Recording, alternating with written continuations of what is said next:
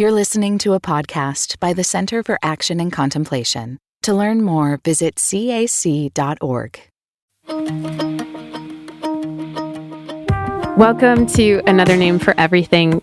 As we wrap up season 3, Paul and I thought that we would do something a little bit different for this final conversation, and just talk, just the two of us, about how we're trying to live out the values of the universal Christ, specifically in relationships, whether it's partnerships, marriage, or with our kids.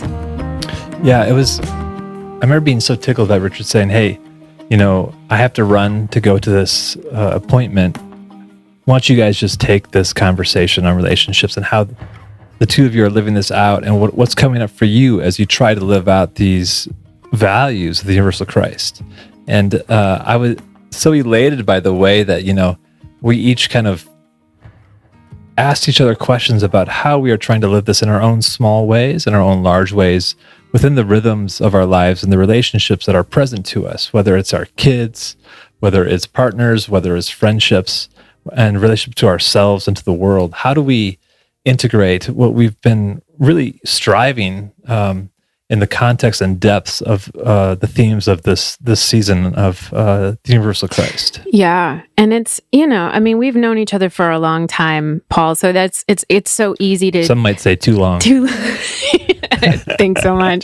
But there's there's a real familiarity and ease that I so appreciate in us being able to talk like we normally talk, because this is actually how we share life, and every time we connect and talk about how we're doing in our relationships and how our families are and what practices are life-giving, and how we're trying to adjust to the different phases of our kids' life, and how they're growing and changing, and how our relationships are growing and changing. And so this conversation was actually recorded back in September, which I have to confess feels like 1,000,000 years ago. So long ago. It feels like another life.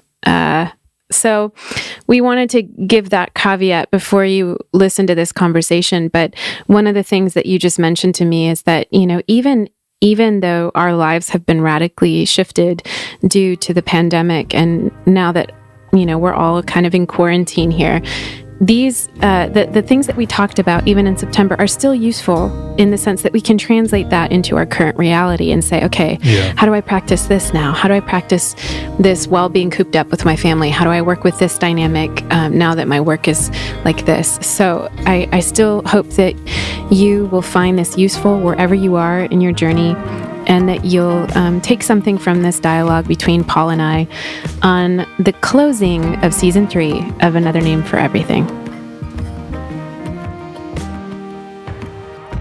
Well, this is pretty fun. We've never done an episode like this before. Dun, dun, dun.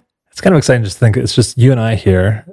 Richard's on his way to Santa Fe, and we were just recognizing some of the way that some of these questions are rolling in. We've heard from a lot of folks about how does one do relationships on this path of contemplation, universal Christ? And so we just thought, let's give a crack at being in conversation, just the two of us on this. Relationships with each other, relationships with our children, our relationship to work. I think the nitty gritty of the practical and what this looks like is it's going to be a fun opportunity for us to explore together. Yeah, exactly. Can I go first? Can I ask you a question? I think so. It'd be great if you said no. Brie, I want to start big. I want to start with the perennial tradition. And so this kind of goes outside the 3 categories that we had originally talked about. So surprise, great, you're already breaking the rules. Yeah, thanks, Paul. I am. But I know you're going to have such a beautiful answer to this. So how have the voices from the greater perennial tradition, whether they were mystics or not, how have they mentored you in your life? Thinking about the way that they've shown up and guided you, whether through text, through prayer practice, through art. Who are those voices, and what's that relationship look like? That is a good question. I think in my childhood, it started early with the step of an ecumenical instinct that, I think I've joked on this podcast that I was a part of a very conservative evangelical mission organization that was that had sent us to Spain to convert the Catholics, save the Catholics. You all needed our help. You're welcome. And so fascinatingly enough, though, my parents had a very radical approach of working with the Spanish government and doing anti-drug programs, and they were so huge on cultural immersion. And so growing up, they were the first couple to raise their kids in the community where we were. They didn't send us to the mission school that all the other missionaries were sending their kids to, the American kind of institute. And instead, we were going to a Spanish public school and felt fully integrated as part of the community there. And so I think the first step for me, if I'm honest, is that intuition that I had that there was something truly beautiful about the Catholic faith. And all my friends brought me to their is it communion and confirmation? Is that right? Yeah, Am I saying that right? Yep. And, participating in those moments of celebration with them, as well as just seeing like the Virgin Mary statue being paraded in our little tiny, cobblestone streets. And there was this just sense that, okay, this has to be bigger than the boxes that I was given. God has to be bigger than my Sunday school definitions. And I think that instinct has only continued to grow over the years. So that first instinct that said, I'm not quite sure this is right. I think there's enough room for everybody here. Over the years, has expanded to make room for other traditions and also scientific viewpoints as well, like making room for the tradition of science as being an important voice in that perennial tradition, if that makes sense. But I think lately, and I think we've been talking about this a lot, Paul, is where I'm finding a lot of just interest, and where I feel attracted to right now is in Zen Buddhism. Yeah. And recently joined a Sangha on Sunday mornings, and I'm just really enjoying learning from this beautiful tradition and the practical approach that it has to daily life and an orientation toward practice.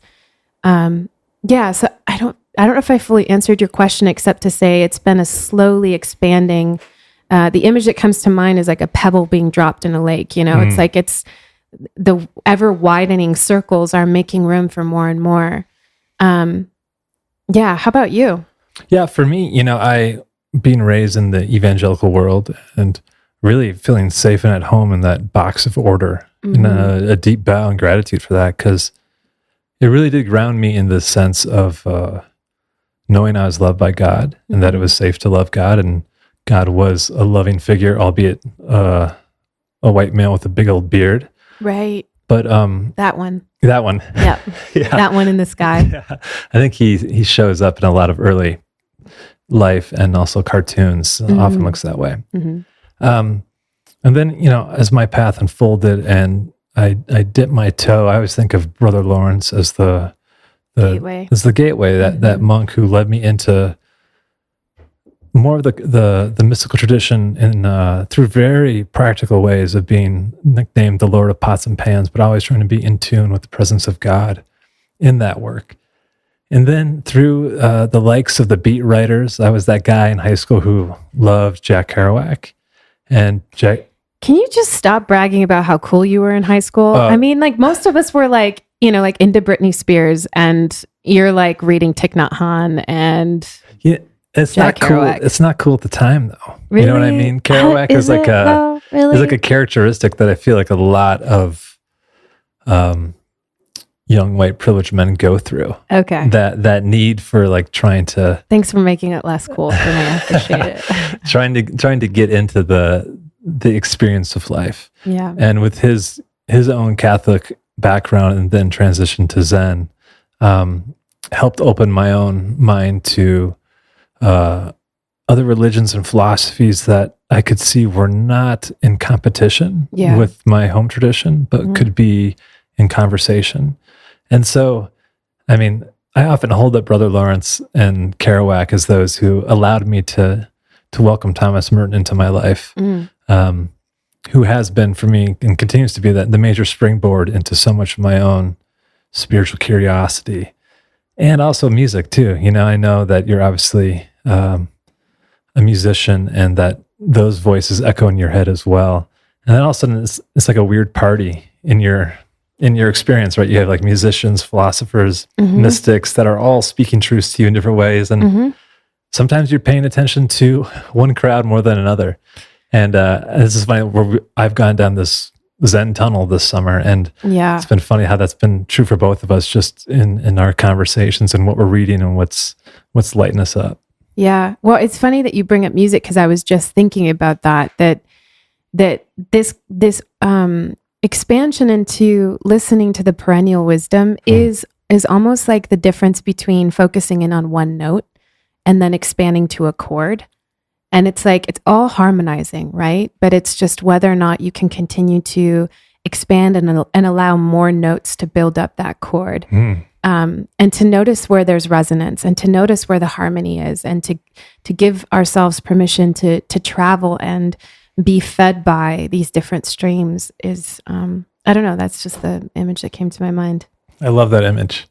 It's funny how like those images sometimes can really let me see anew.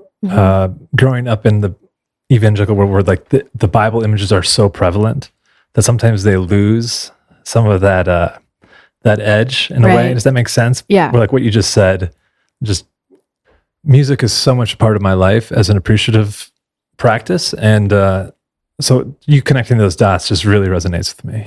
Speaking of music, and this isn't on our list of things to talk about for this episode, but I just wanted to say, we didn't talk about this.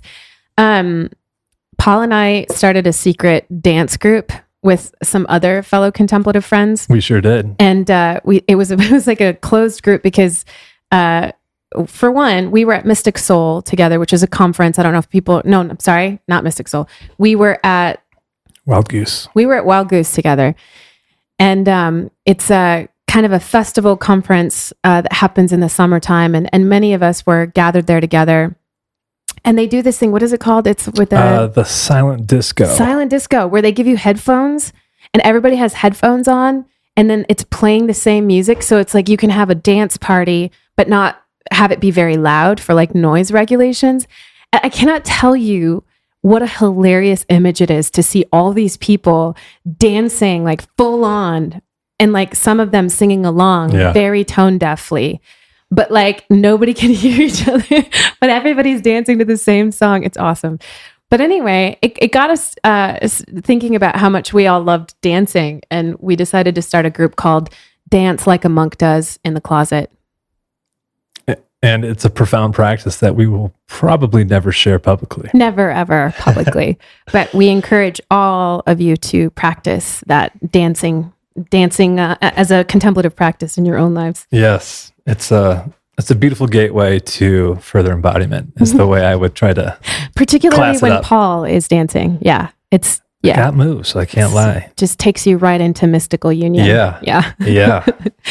So speaking of relationality and relationship, should we dive into a question on relationships? Yes. I want to ask you a question. Okay. Yeah, I want to keep going. I want to be driving this. Okay, I can see that. I want to start off with this question because I feel like it really is an overarching question that lands in your bucket of creativity. Oh boy. So we joke a lot about the way that creativity is so much a part of your life and the way that word pops up often in conversation. But it's integral to every fiber of who you are in all of your relationships. Mm-hmm. And so in this moment, I want to hear from you. How is creativity a linchpin in your work life? How do you relate to creativity as a part of how you relate to work? Mm-hmm. Wow. That's an amazing question. You know, we kicked off this season talking about values, and I had actually spent some time this summer working on my own version of that. Like, what are the values I want to live by? And one of them is creativity. And what I mean by that is not just making space for me to work on my own projects, but rather an entire orientation to the flow that Richard talks about, to living my life in such a way that I'm not holding back, but that I'm fully participating in the mystery of Christ and in the manifestation of Christ. So I think for me, it's recognizing that I have to create space to be able to express that in different ways. whether it's in music or in writing or in being present to my kids or playing with them, painting with them, being in community with my friends. It's gardening. It's being a neighbor. It's, my cat. It's the plants that I take care of. So for me, it's this kind of orientation toward the relational whole. But I think it is very difficult to live in a space of creativity if you are really, really attached to an intensity of life that values success or stress. And I kind of equate the two. Like, I think that if we are oriented toward ambition, it makes it very difficult to live a life of true creativity, because creativity requires a quality of playfulness, an ability to risk, and an ability to not take ourselves so seriously. And I think those are counterintuitive energies for our countercultural energies in our world right now, because everything around us wants us to, be stressed out, be super busy, climb the ladder, achieve more, make more money. So I think for me, it's slowing down and making space. It's my commitment to wanting to live a present life and a life of slowness where I can actually live with integrity that then gives way for a spaciousness to be creative and to be playful and to take on projects, but not take them seriously, to do things that are creative, not for any other end than for the sake of doing it as prayer, as life itself. I love how you're redefining what success means to you, not taking on what the supposed success is, climbing the ladder to this point, but you're saying a successful life is a creative, slow, intentional life full of presence. Yeah. Well, it's something you and I have talked a lot about. I wonder if you could share, Paul, because I really admire this, and it's something I feel like I'm learning from you, is how have you noticed shifts in your relationship to work, maybe in the last 10 years, as you've become a father, as your own priorities have changed? How has it changed or not changed how you think about work? Yeah, it's changed drastically. There was a season in my life where I never worked more than 9 months a year because I was just finding work that would allow me these grand spaces. Often I was in an academic institution, so I could have an entire summer to travel, explore, be lazy, live in a library for a week, and just, get lost in books and go camping.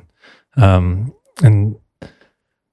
so that was a wonderful way for me to spend my 20s, just trying to, again, this is that Kerouac instinct I had of just trying to see as much as I could from a very low level, like trying to taste life from the dirt up and not just try to have experiences that were of ascent, for lack of a better phrase.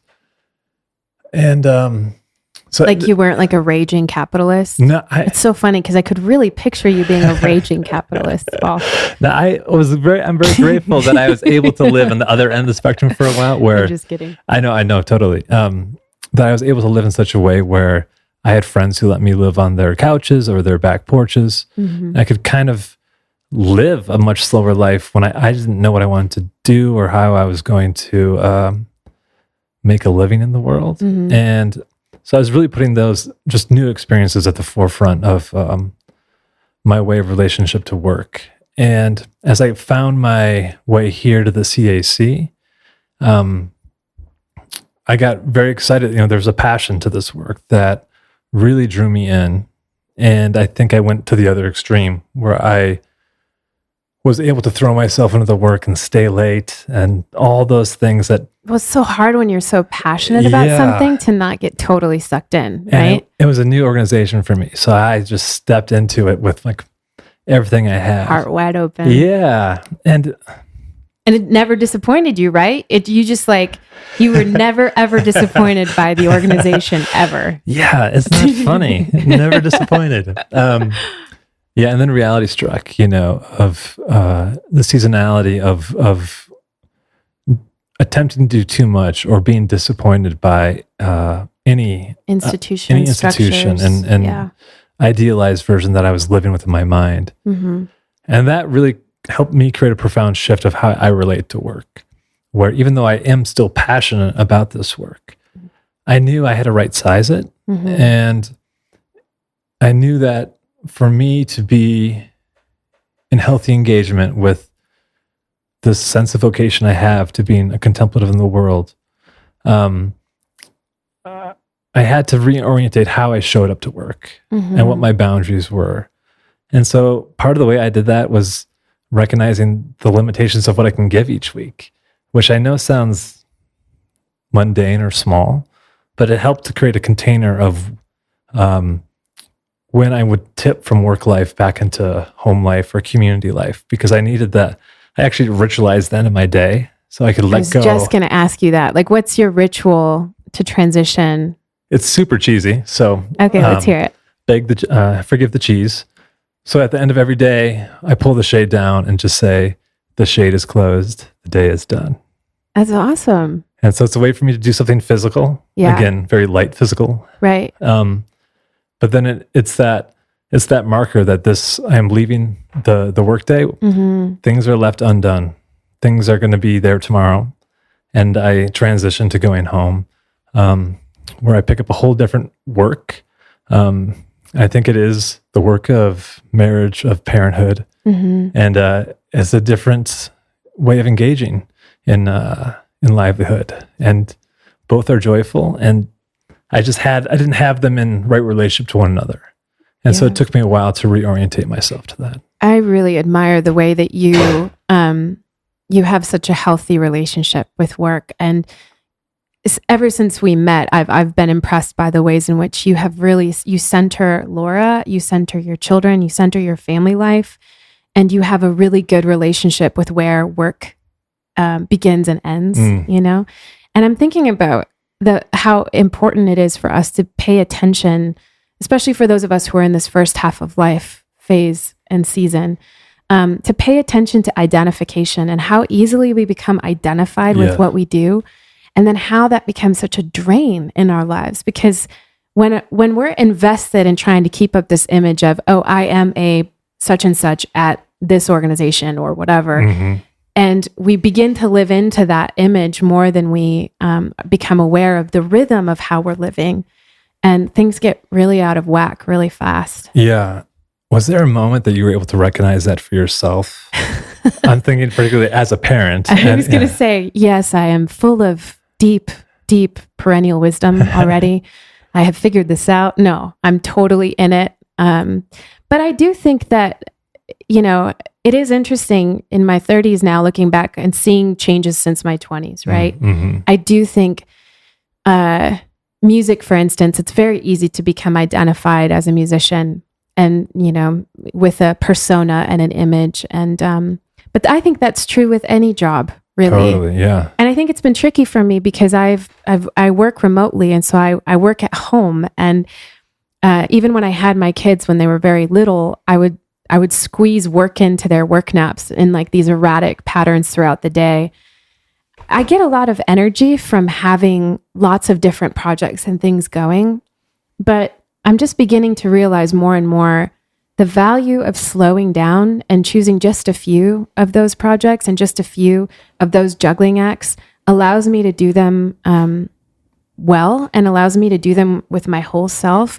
But as you were mentioning too, Paul, like the ability to put down the tools and be like, at the end of the day, even though it's never ever done, there's always going to be another email. There's always going to be something else. But I think my kids have taught me how to be more committed to presence because it's in their eyes that I see when I'm absent. They reflect that back to me. And the older they get, the more I realize that this stage of life is fleeting and I don't want to miss it. Yeah. Like I don't want to miss being fully present with them as much as I can at this time. And I think one of the things we've been talking about that I've shared with you and Richard that I'm working on is, and this is brutal. So like, I don't recommend this as a practice because it's kicking my ass, everybody. Like, it is really hard. But like to meet the gaze of my children's eyes with delight, like to make that a practice that when I'm looking at them, that to to offer delight as what they see. You know, it's an intention. I can't say that I'm achieving that, but even to the point of waking up super early, you know, when one of the kids gets up, and like the other day, Rowan wanted to, he woke me up at 5:40 in the morning and wanted to paint. To paint. Yeah, to paint. Like you do at 5:40 in the morning. Yeah. I usually... That was me this morning. Yeah. You're like, where's my paintbrush? Yeah. I'm ready to go. And I had this moment where I was just like, seriously, Rowan? Like, really? And, you know, I wish I could say that I was like very like, you know, contemplative about it. I was like, praise God. Yes. Let's go paint, son. Let's go. And then I had like Zen music. No, I was so grumpy and I was frustrated. I was like, just give me my coffee and just get my... I'm like, you know, getting my act going. And then finally, it was probably by like 6:10 that I had set up a still life for him that he felt was adequate. Oh, wow. Got out the watercolors because I had decided that if one of my values is to be present, and another one of my values is to toward creativity. And that's something like that. I want to instill that kind of playfulness in my children. Wow. Okay. Then I'm going to have to show up in this moment. And I'm so glad that I did, because in that moment, I felt like he became my gateway and my access point to a morning of contemplation that was deeper than, most prayer mornings are, you know, just sitting there with him, watching the paintbrush move on the paper. And I don't know where I got off on this story, except to say that there's something about the orientation to being present to our kids and recognizing that this is it, like showing up for them and showing up in the moment.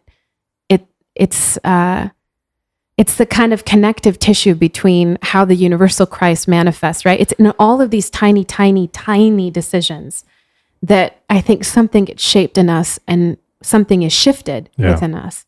It reminds me, I was just talking to Doug, our new CEO here at the CAC, and I was asking about parenting, and he, immediately said, what you want to teach your kids, you have to embody first. Yeah.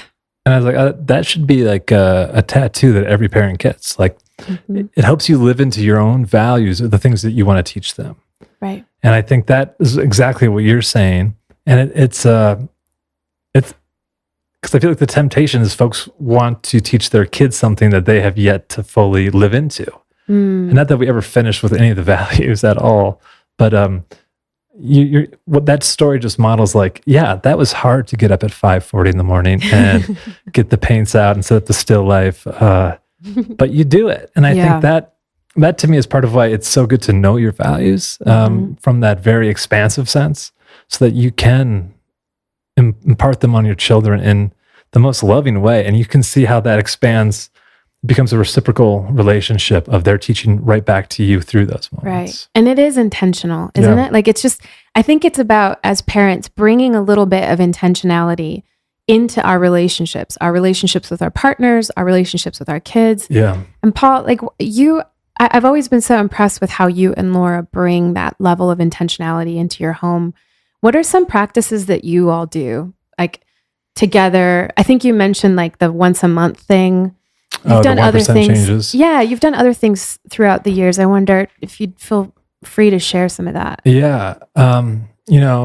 My wife, Laura, is much more social than me and just a much more interesting person. I mean, you're such a party animal. I can't imagine anybody being more of a party animal than you. That's it. And, I have that street cred as the party animal.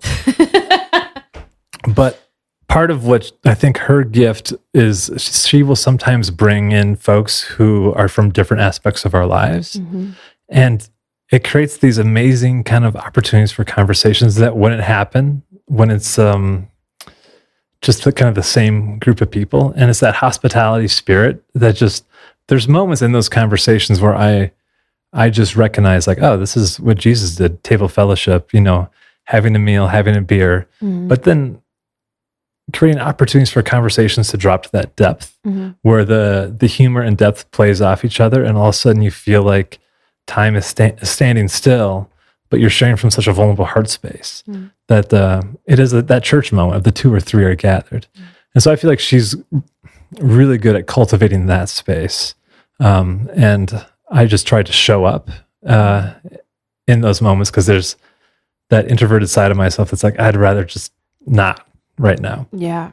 I mean, so that's a big one. And then also dedicated times of in nature. We both love to be in the mountains here in the Bosque.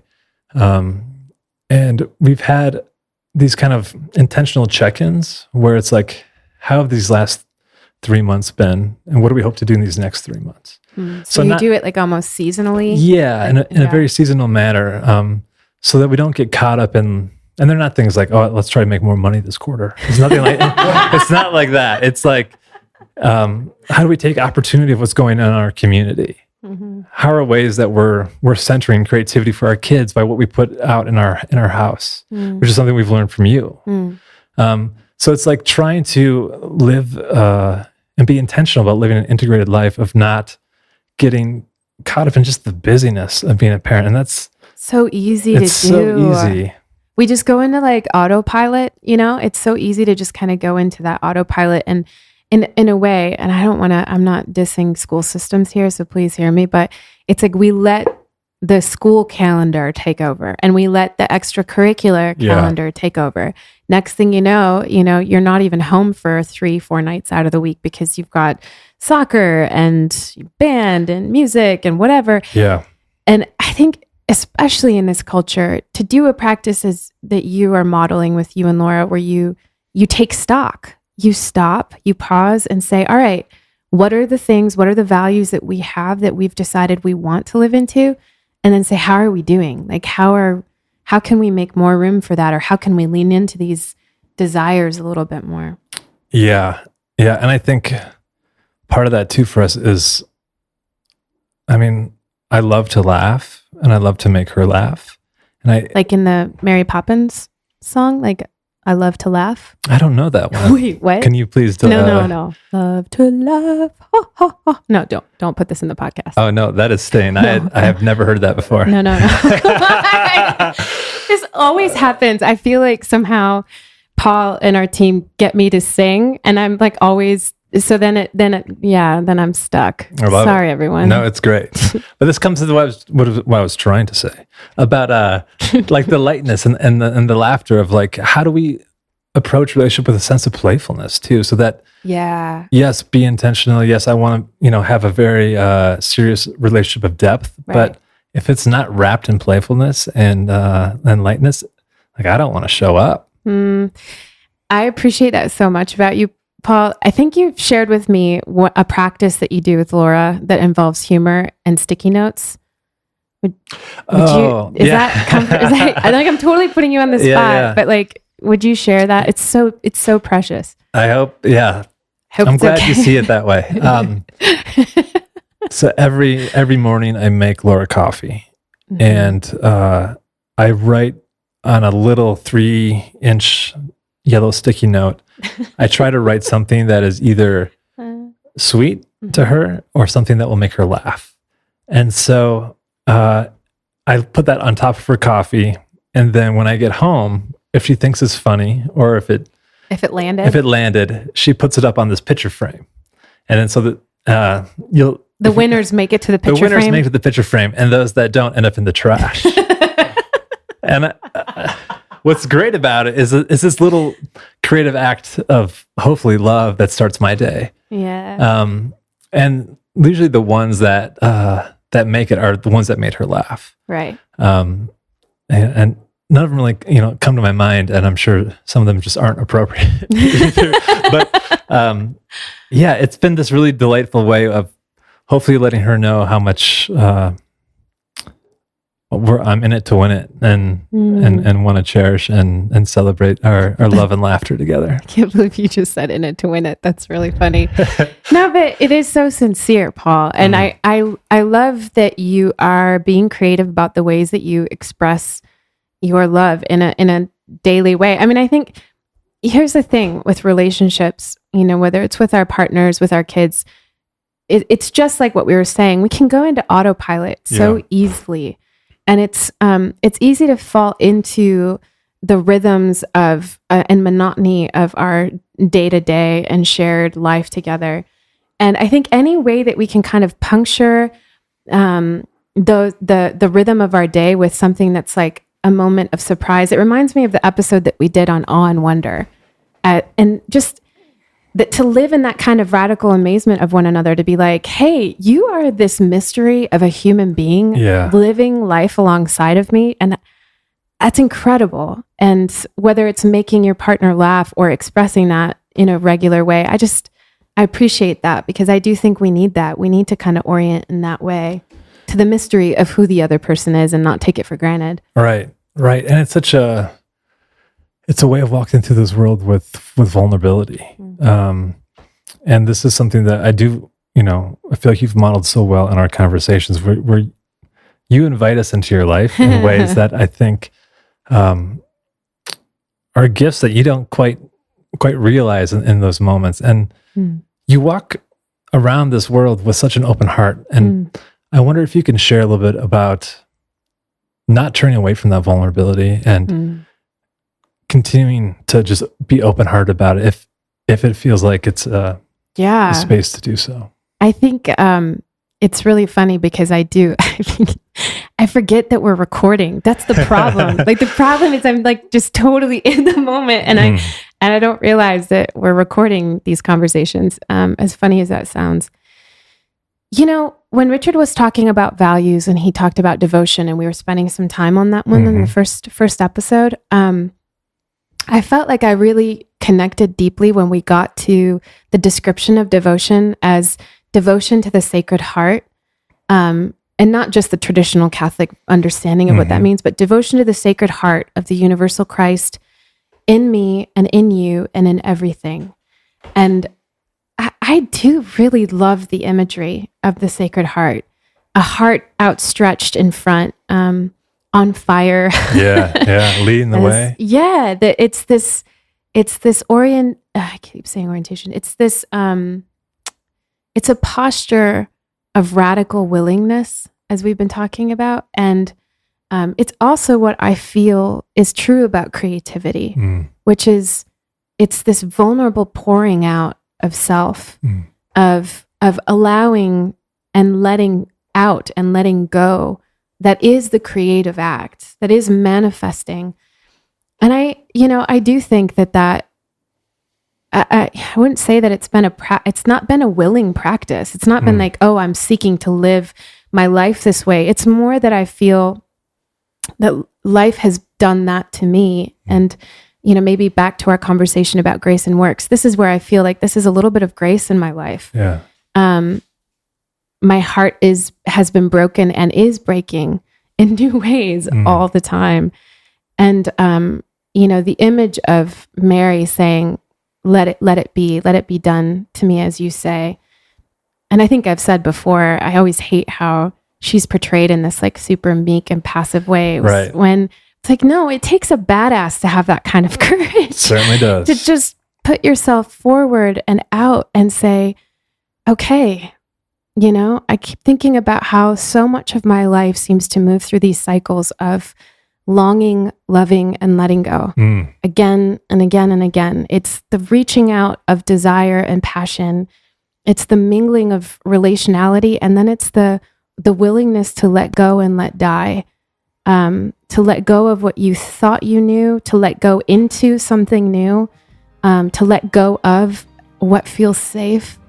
I don't know. This is the practice that's working me right now more than anything that I can say in a intellectual or cognitive way. This is where my body's at. This is the work I feel like I'm being invited into, with my kids, but in my life as well. Yeah. Another name for everything will continue in a moment.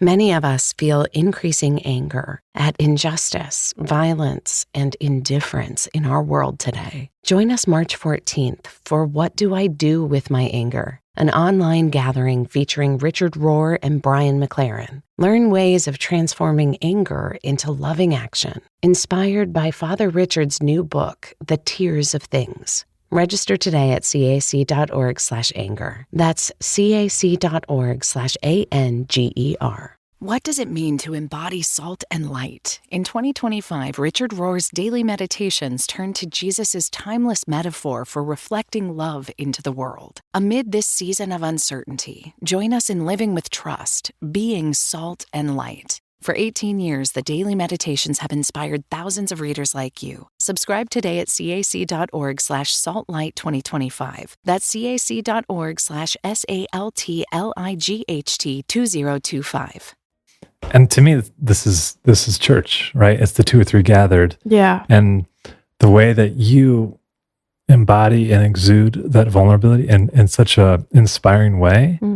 To me, this is like what we can learn from one another in community, whether we call it church or friendship, community, whatever. Like this is the juice of the universal Christ spilling forth from one another's life, that we can just receive it and celebrate it and say, oh, how are you doing that, Brie? I want to kind of follow in your footsteps in that way. I want to catch that fragrance of me falling apart over and over again. It's really great. No. Well, I mean, like for me, like my heart is on my sleeve, but it's actually up my sleeve a little bit, where I just keep it a little bit covered. And I think I appreciate the way that you are that icon of holding that sacred heart out. And for someone like me, it's beautiful and inspiring, and a deep act of friendship to continually show up in that way. Thank you, Paul. I think this is, ironically, the embodiment of so much of what we've been talking about, of just what a critical role community plays, because, it's love that invites us into love. It's that deep that calls to deep. It's the ways in which we can walk alongside each other and say, oh, you're a mess. Me too. Oh, look, you're falling apart. That's so great. So am I. One of my best friends says it's like a blender on high, right? It's like your life is just a blender with all these different things, and the lid is often off. It's just like, things are spilling out. But I think this is part of what I feel Richard is helping us all with, is to move toward our humanity, not away. To move toward and embrace what's messy, and not try to systematize it or put it into separate boxes. I feel so freed by the ways in which he's inviting us to be more human. Yeah. I would love to hear more from you about stepping into that humanness as a parent, trying to teach your kids outside of the traditional church walls, how to embody this way of being in the world. Because I think you through your writing, through your work, you've highlighted different ways of actualizing or operationalizing some of these very theoretical things, but putting them in concrete cases and practices for kids to begin to see something bigger. Yeah. I mean, I don't know what I'm doing. We talk about this all the time. I'm not no expert here, but I do know that we get this question a lot, because I think for many of us as young parents, we're terrified of our kids. We know that our kids need a strong container, right? But we also know that if we just kind of unconsciously send them to Sunday school, they're going to be receiving a lot of other stuff too. So it's a tension point for so many of us to think about, how do we create healthy containers for our kids, and how do we offer these teachings to them in a way that's appropriate for where they're at. And I think we've talked about this before, but for me, it's about rhythm. And establishing a kind of rhythm in our day where contemplation is given lots of different expressions, whether it's play or music or quietness or meditation, but trying to just allow them to feel into the natural rhythm of how that can be centered in our day and how that can be a value, and making that a priority. They call them their little rituals. It's like, for whatever reason, they love the word ritual. So they're like, Mama, we could do a ritual. And I have drums set up, like, hand drums set up in the living room. And there's instruments that are scattered around. And we do try to find pockets where it's either, if they're sitting with me in prayer early in the morning, or ending our day maybe with chanting or drumming, or maybe it's just play. I'm telling you, if you have boys, like, it's just like, this is something that's really just mystifying me right now. But my kids love playing Ninja. which turns out, yeah, I mean, like it's an amazing way to teach a lot of powerful truths because I just pretend to be the sensei and they go with it. And then I'm just like, feel the oneness everywhere. And they're like, yes, I feel it, sensei. And like, we just like totally get into this role play and imagination of like meditation and all these concepts that I think they get so much more readily when we're playing. And so I don't know. I think playfulness is a practice. It is just as valuable as sitting down to meditate. But as it pertains to the bigger questions about, you know, how do we teach our kids about God? You know, I think it's okay to be, to allow a literal, you know, kind of phase to pass through our kids, to allow some of that dualistic kind of good guys, bad guys language. I think it's nerve-wracking for us because we're like, yes, but how do we make them non-dual at age 7, you know? But I think story is powerful. And whether it's stories from the scriptures or it's Harry Potter, as I've shared, you know, or it's Narnia, or it's Tolkien, it's, you know, I think allowing story to be a part of how we parent and not to stress so much about needing to create the meaning for them, right, or explain to them what the meaning should be, but just allowing them to create their own levels of meaning as they're ready for it. Yeah, I'm so with you on that. I mean, my kids aren't of that age where I'm reading them those books, but I know for me growing up, it was oddly the Old Testament stories and myths that like just took my imagination in flight. And I don't remember layering of meaning being put upon me, which I think is such a gift. Right. Because then I mean, just living inside the Garden of Eden and being like, what kind of place is this? Or Noah's Ark living with all these beasts of air and field. Like that just like, I remember it just blowing my mind, like trying to put myself in those stories. Right. So I'm right there with you and letting the stories take them where they're going to take them and not trying to layer the meaning that you want them to take away at this early age. Yeah. And I do want to say, you know, as we look at the year and as certain liturgical holidays come up, I do agree that we need to be intentional, you know, about things like atonement around Easter, for instance, because that's everywhere. And it feels like if you are in any kind of a Christian context, your kids just pick up on that language. And so I do think there's alternative ways of exploring how we can create rituals together as families. And, you know, I mean, I think I've made it pretty clear that I'm, you know, a church mutt or a non, what would I call myself? Like a spiritual mutt. Spiritual mutt. Yeah. I don't really belong to any church, Sunday church experience. But one of the freedoms about that has been that it allows me to be creative with my kids about how to create rituals around liturgical holidays, around things that I think are important to celebrate. And they tend to be obviously seasonal things as well. And then to find our own ways to tell those stories, to look to nature, to animate their curiosity and their awe and wonder, and then to use nature as a point, as a springboard for conversations like death and resurrection or evolution, you know? Yeah. When you take the Christ-soaked world seriously, that's it. All of a sudden everywhere is teaching Christ. I feel like if all we do is inspire awe and wonder in our kids, like that seems like that's a like a capital V value to live by as parents, is to inspire their awe and wonder, their curiosity, to move toward what they're interested in. Rowan is strangely obsessed with like architecture right now.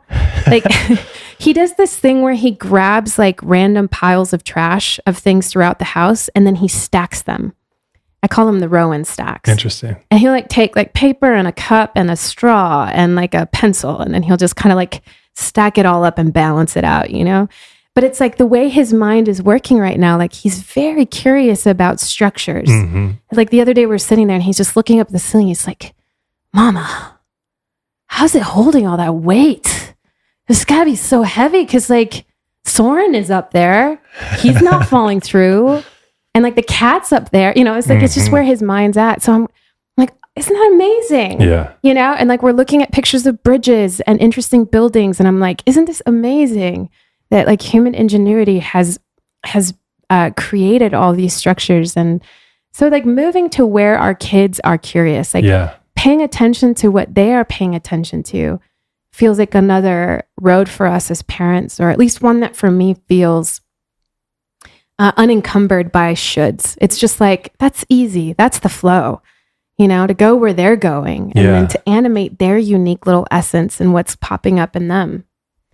I love that following their curiosity and just trying to encourage that. I mean, for my daughter came recently when we were in a park and there's these huge cottonwood trees and she's just like, and then she discovers some of the roots and she's like, what are these? And I'm trying to explain that like, there's a whole root system underneath us right now that like, doesn't matter if you pave over it, they're still outstretching, looking for water. And to see her little mind grapple with that and try to be like, how is that even possible? And so then trying to follow that curiosity of, getting books and trying to just not let it just fall into just another thing that adults say, but something that is a celebrated mystery of this natural world that we are a part of, that we're not so disconnected from.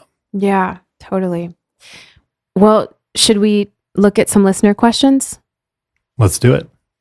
As we've said that Richard wasn't able to be here when we recorded this live. And so we had some extra questions that were left over from season 3 that, since they were related to parenting, that we were kind of given the leeway just to have Brie and I respond to them. So we're going to go ahead and do that. When no way are we thinking that we are Richard. He was just not there during this recording. So we're going to continue with that thread. We will try to impersonate his voice though, right, Paul? We will try. We will try. Okay. Here's question number 1. As a mother attempting to follow the Christian contemplative path, I am parenting 2 young children, 19 months and 6. Father Richard, can you speak to how we can give Christianity to our children in a way that provides them the structure that they need, yet the freedom to wrestle, question, and grow to an embodied spirituality? Brie and Paul, how do you approach the Christian tradition with your children?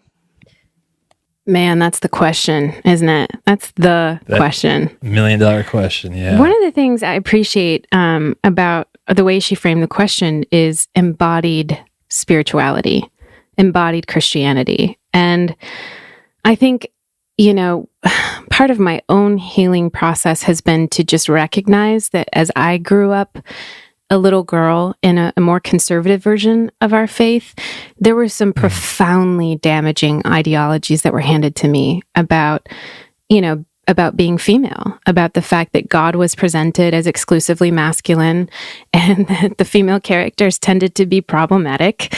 And, that there weren't as many, that the female disciples kind of got written out. And so what that does to the psyche of a little girl is it says there's something wrong with you. And the ways that has played out throughout my life and the ways in which I have felt disempowered, even to make conscious decisions and choices in my life and to feel my own sense of responsibility for my own growth and development, as well as being kind of shackled to that really, really foundational damaging ideology that there's something wrong with me for being female. I think this is one of our biggest problems in Christianity that we cannot bypass or pretend isn't there. And so when I think about parenting my own kids and introducing them to the Christian faith, I know that Richard talks a lot about setting up that first container and that the first container is good, that talking about right and wrong and that these Bible stories can be helpful. But I would add the amendment that for me as a woman and as a mother, I've worked really, really hard with my kids to change the language and the pronouns and to describe God as neither female nor male or both, to try to find transcendent imagery that's more organic and more about nature. I'd rather compare God to a web or to an ecosystem or to something planetary that is concrete in nature that gives a better image than God as a king, as, dominating. I think we've had enough of that ideology that's led us in negative ways. So, trying to find that balance. And I know they're still getting the Bible stories. My kids go to a Christian school, so they still get the Bible stories. And sometimes they come back and it's a little like, oh, what? what did you learn at school today?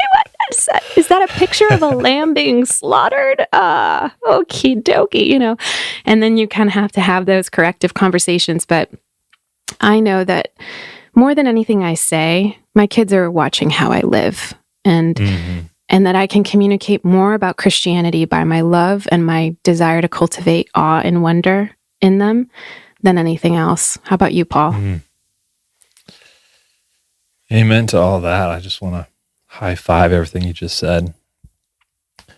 Yeah, we're a part of a little Mennonite church here, and I so appreciate there's a very non-pushiness to this community, and incredibly invitational for how stories are shared and told. And so I'm very grateful that my kids are a part of a community that ranges the spectrum of someone who was born Amish to someone else who is an atheist but loves the community.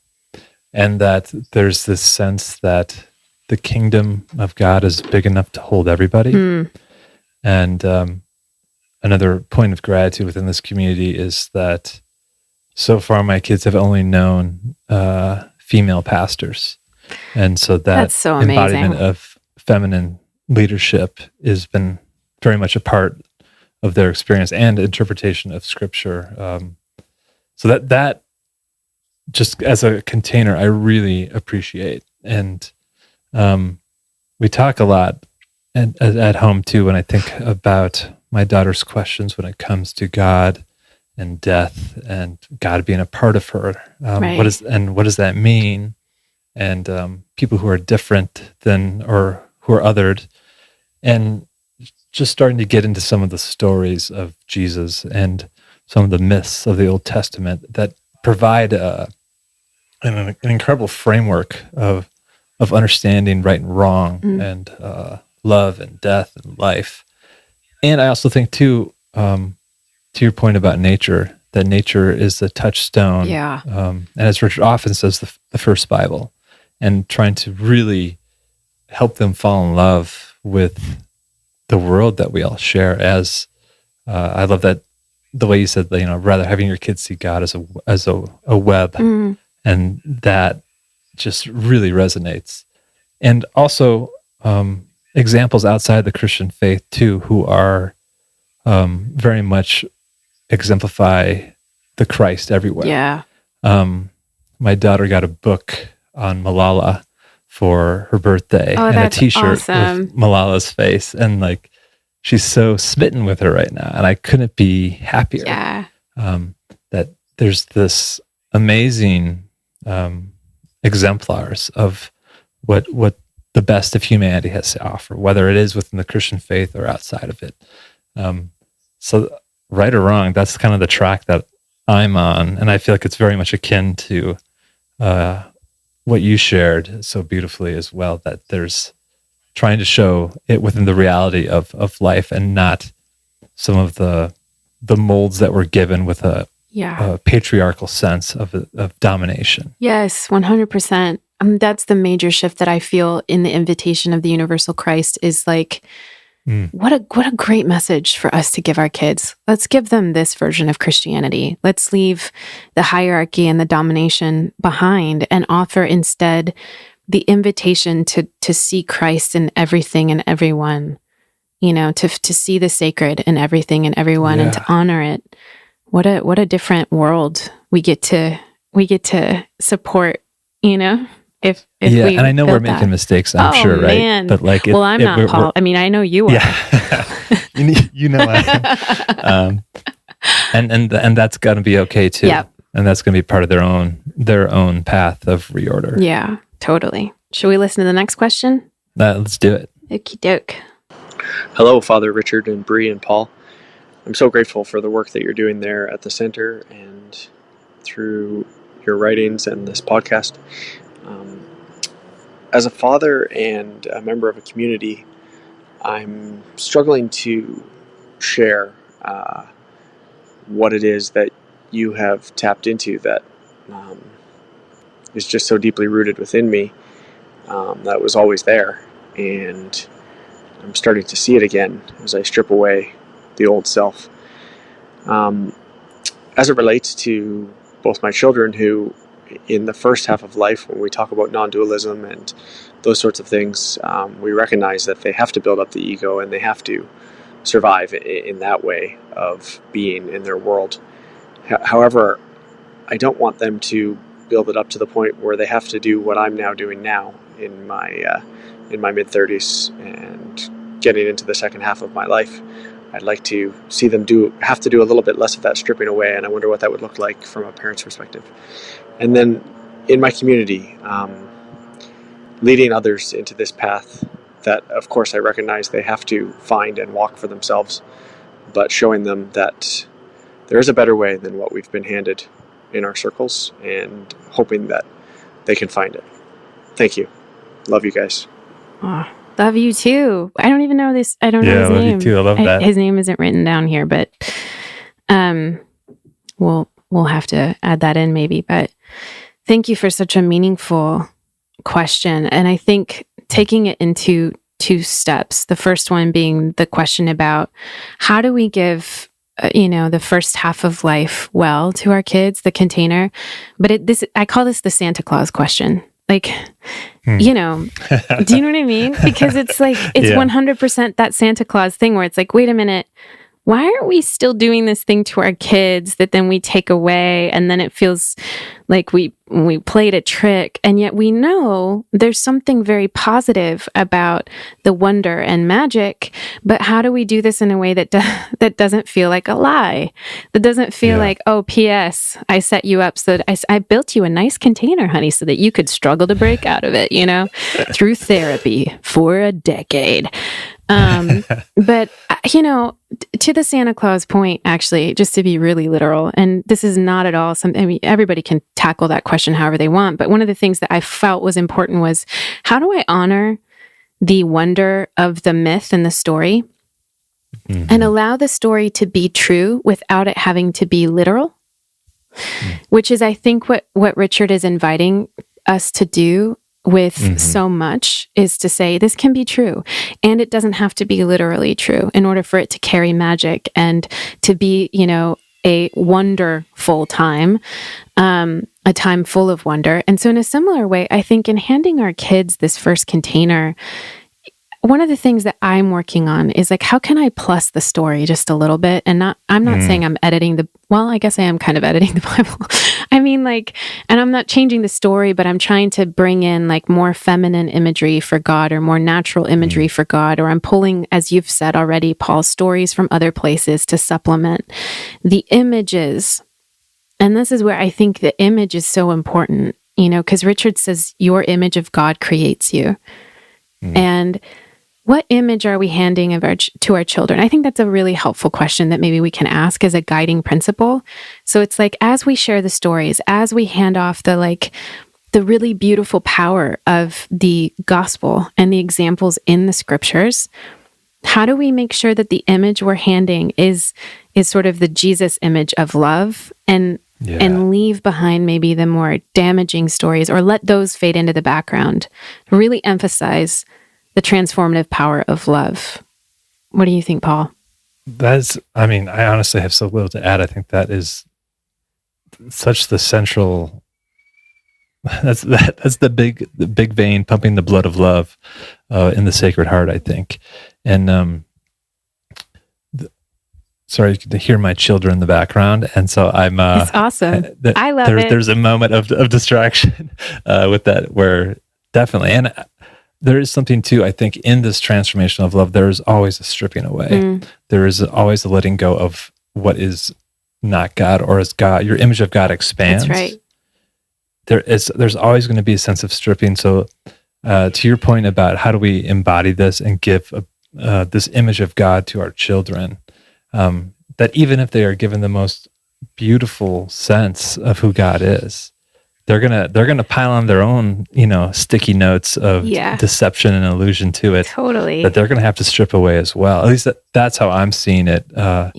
With other friends who have kids older than my own, And I'm just trying to prepare myself for that. Oh, yeah, all for the ways that therapy. they're going to have to do their work Right. too. And all the blame that we're going to get as parents. Like, you taught me this very loosey-goosey universal Christ, like whatever it's going to be for them, their version. They're going to be like, we heard those podcasts and you and Aunt Brie are so full of it. saying all these things. You guys were full of it. Yeah, exactly.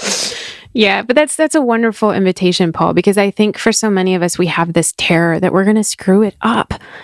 And I think maybe to some degree, it's just recognizing that we are going to make mistakes and that our kids have to go through their own journey and still be faithful where we can to try to offer them as much structure and clarity.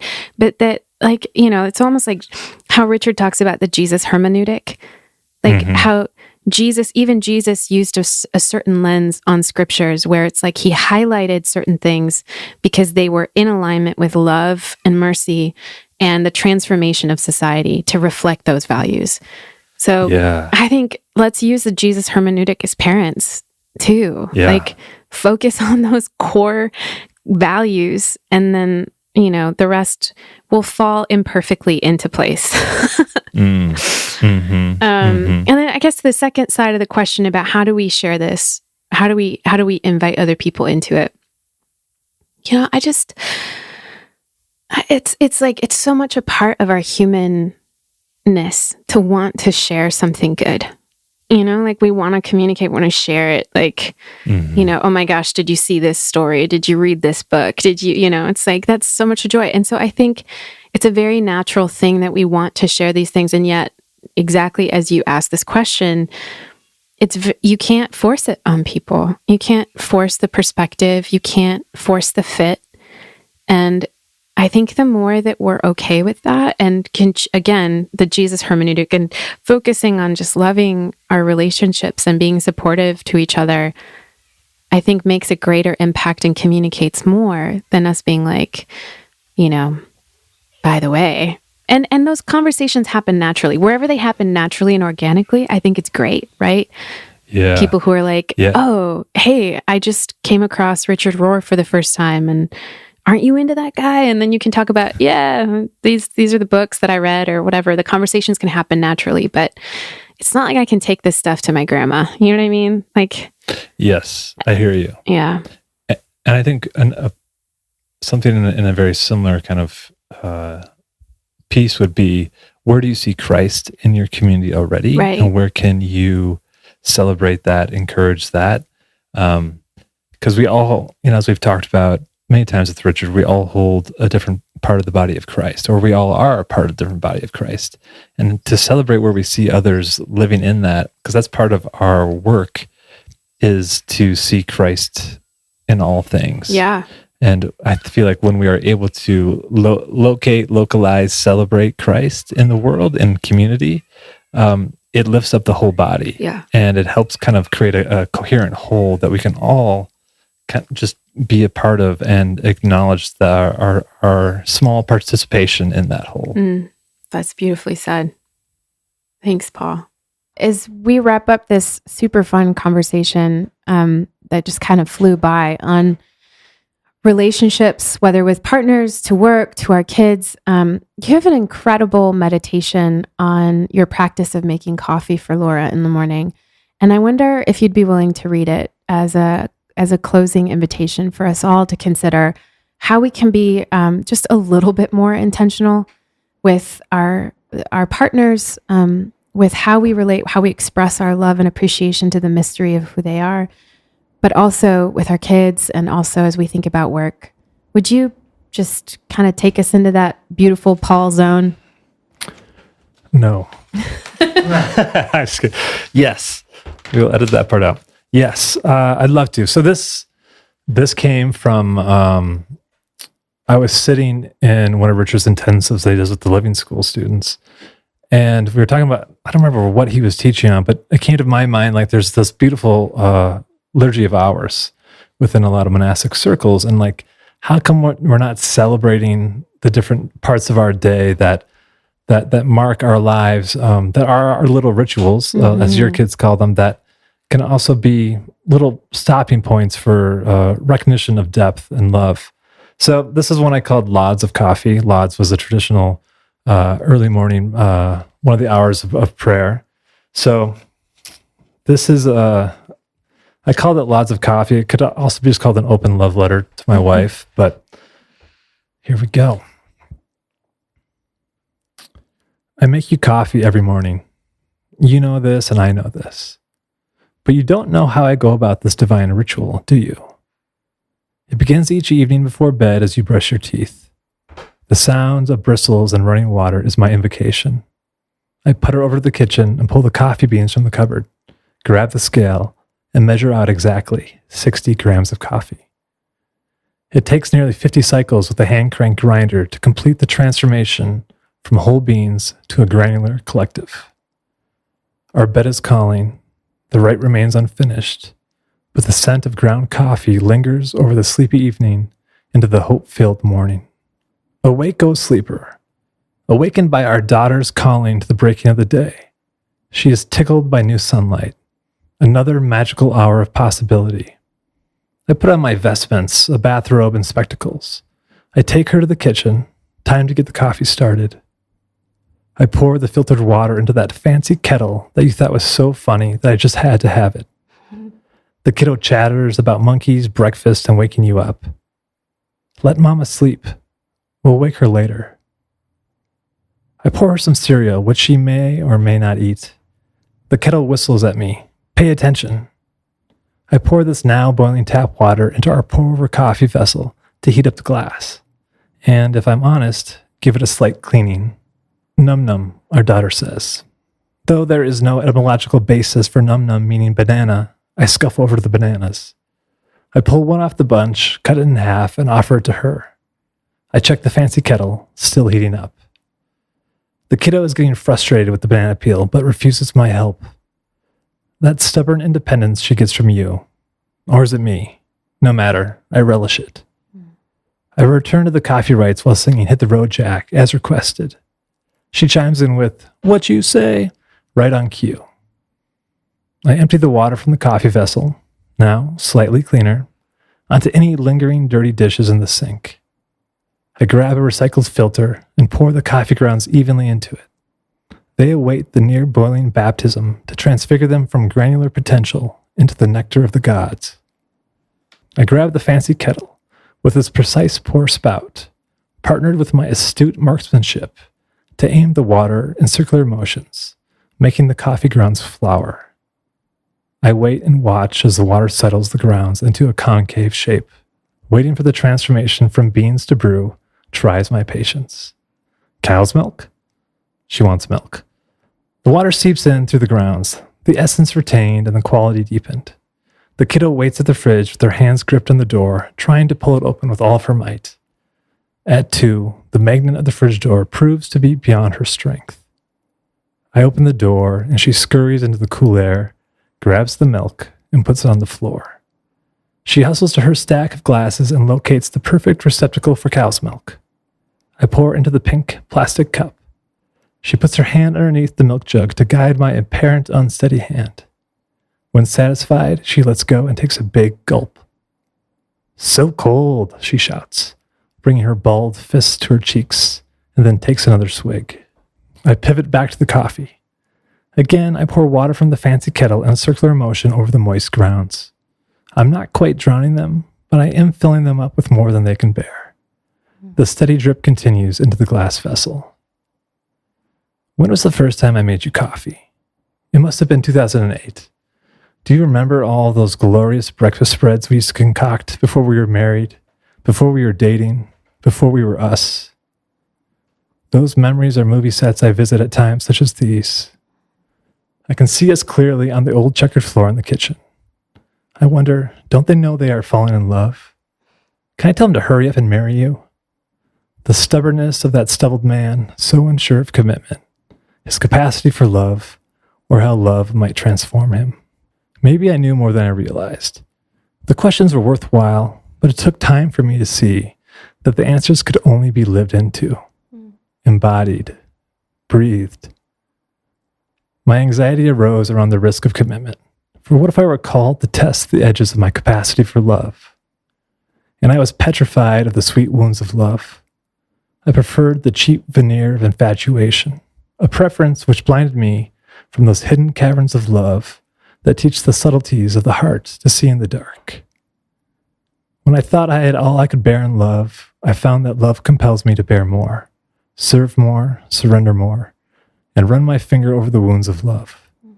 Who was it that said, "Love without sacrifice is theft"? It is not only the depths of my being, but in the shallows of my personality that this surrender takes part.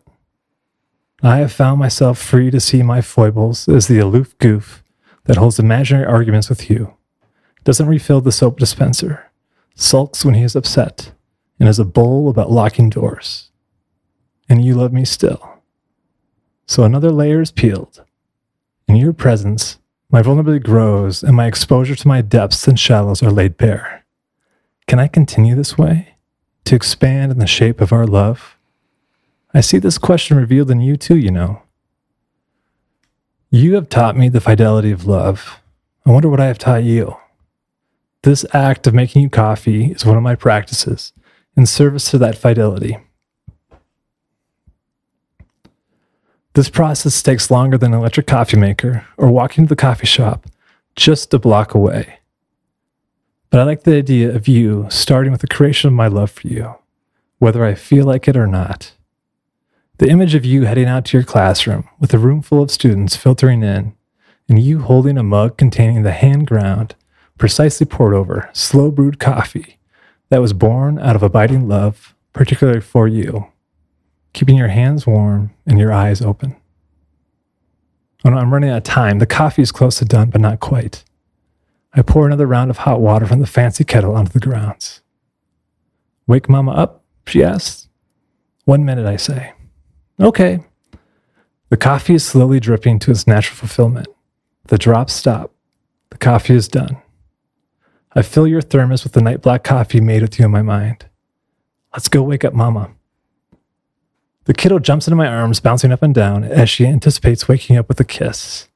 I plop her in the bed right next to you. She crawls up to your face. You are obviously awake, but to her you are in a deep sleep. She saddles up right on top of you and... "Good morning," you whisper. She giggles. "Morning, love," I say. "Coffee's ready."